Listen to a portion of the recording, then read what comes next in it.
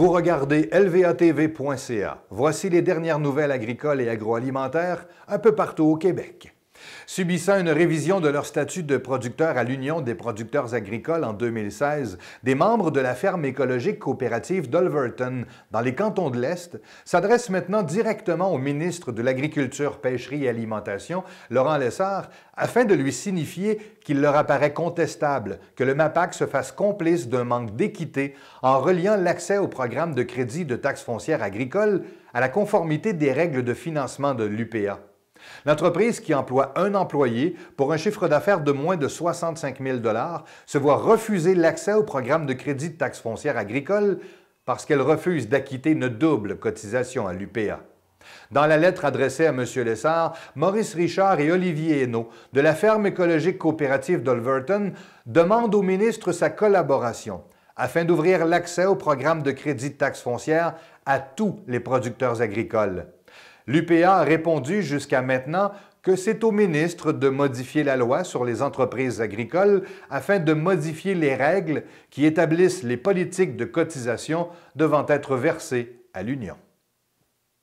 Le secrétaire parlementaire Jean-Claude Poisson, député libéral de La Prairie au fédéral, était à la fromagerie Bergeron de Saint-Antoine-de-Tilly jeudi dernier afin d'annoncer une aide financière pouvant atteindre 3,9 millions de dollars. Voici d'abord le député fédéral Jean-Claude Poisson qui sera suivi de l'un des frères Bergeron, Roger.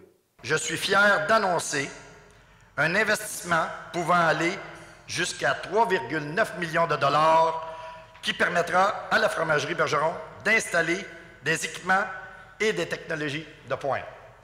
C'est sûr que pour Fromagerie Bergeron, c'est très ambitieux, très audacieux ce qu'on va faire. C'est au-dessus de 20 millions sur 4 ans qu'on va investir pour avoir droit à la subvention, pour avoir le support. Réuni lors du lancement de son livre « L'UPA, un monopole qui a fait son temps », celui qui a présidé la commission menant à la publication du rapport Pronovo, Jean Pronovo, était aux côtés de l'auteur du livre et fondateur de l'Union paysanne, Roméo Bouchard, lors du lancement de ce livre. Jean Pronovo a été honoré qu'on lui demande de signer la préface de l'UPA, un monopole qui a fait son temps.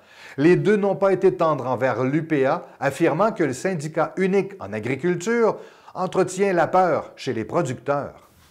Il y a des formes d'ostracisme en agriculture qui sèment la terreur chez certaines familles, dont les pères, dont les membres posent des gestes qui sont considérés par l'agriculture, par l'UPA, comme étant non admissibles.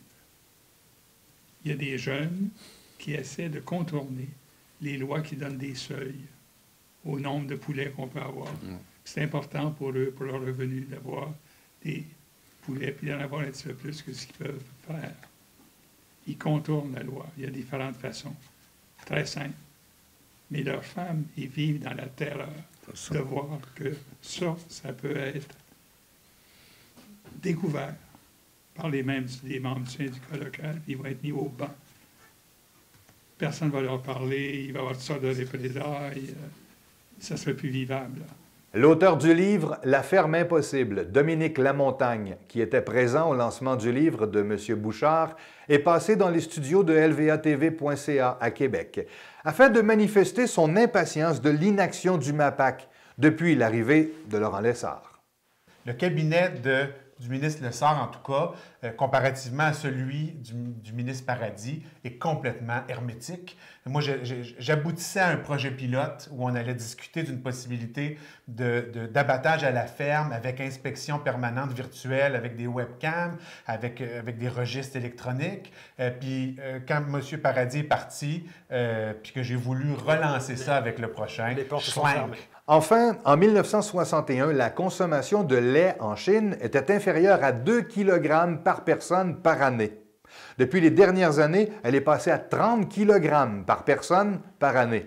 Un Nord-Américain moyen consomme 150 kg par année, en moyenne. En Chine, on croit maintenant que la consommation pourrait encore tripler d'ici 2050.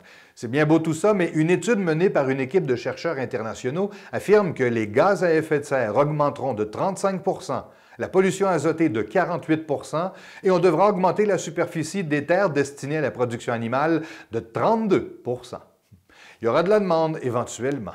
Voilà, c'est ce qui complète ce bulletin de nouvelles agricoles et agroalimentaires. Vous regardez lvatv.ca. À la prochaine.